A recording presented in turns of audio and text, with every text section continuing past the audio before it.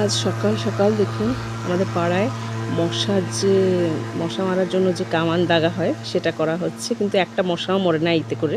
কি কেন যে এই উড়িষ্যা গভর্নমেন্ট এটা দেয় ভগবানই জানে। তারপর আমরা স্কুলে যাচ্ছিলাম ছেলেকে ছাড়তে, তখন দেখি প্রফেট মোহাম্মদের জন্মদিনের জন্য আমাদের পাশের পাড়াটা মুসলমান পাড়া, খুব সুন্দর ওরা সাজিয়েছে। তারপরে এসে ঠাকুরের পুজো দিলাম। আজকে যেহেতু অনন্ত চতুর্দশী, তাই অনন্ত নারায়ণের পুজো দিলাম। আর ঠাকুরকে তার সঙ্গে সিমাইয়ের উপমা খেতেও দিয়ে দিলাম। আর অনন্ত ঠাকুরকেও আমি খুব সুন্দর করে সাজিয়েছি।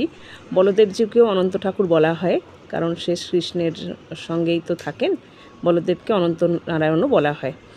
তো তারপর আমাদের বাড়িতে আজকে হয়েছিল চাল কুমড়ো ভাজা, মাছের ঝাল, সর্ষের ঝাল, আর তার সঙ্গে আমার ছেলের জন্য হয়েছিল একটু মাংস, যেটা আমিও পেয়েছিলাম ভাগে।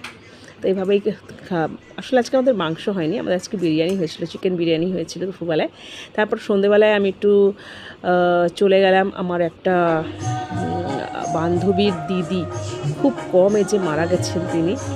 আর আসলে আমরা একসঙ্গে খুব মেলামেশা খুব করতাম, তো সেখানে চলে গেলাম। আর এখানে মানে বিয়ে বাড়ি, তার যে হাজব্যান্ড সে ইনকাম ট্যাক্স অফিসে কাজ করে, তো এটা বিয়ে বাড়ি বললেও ভুল হয়। এমনভাবে এত সুন্দর করে মানে এটা করা হয়েছে, আপনারা দেখতেই পাচ্ছেন কত রকমের খাবার এখানে হয়েছে। আমি তো প্রথমে ভাবতেই পারিনি যে একটা শ্রাদ্ধ বাড়ি, একদম বিয়ে বাড়ির মতন, কত রকমের আইটেম, কত লোক, কত মানুষ এসছেন। কারণ ওনার হাজব্যান্ড খুবই উঁচু পোস্টে ইনকাম ট্যাক্স অফিসে কাজ করেন, তাই সম্ভবত ওরা একটা খুবই সম্ভ্রান্ত পরিবার থেকে বিলং করেন। আর এই যে দেখুন কত রকমের খাবার, ডেজার্ট আইটেম, এত কিছু হয়েছে। তবে মনটা খুবই খারাপ লাগে, কারণ মেয়েটা খুবই কচি অবস্থায় গেছে, একটা পুরো সংসার ফেলে গেছে, দুটো বাচ্চার মা, সে কত সুন্দর ছেলে দুটো দেখতে।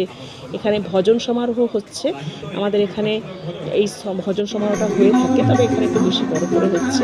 আর এই যে কুলফিও হয়েছিল, অনেক কিছু খাওয়ার হয়েছিল, কিন্তু আমি অতটা খাইনি। কতটা সুন্দর লাগছে দেখুন মেয়েটাকে, এই মারা গেছে। এভাবেই আমরা করলাম, আজকে চলে এলাম, এভাবেই দিনটি কাটলো।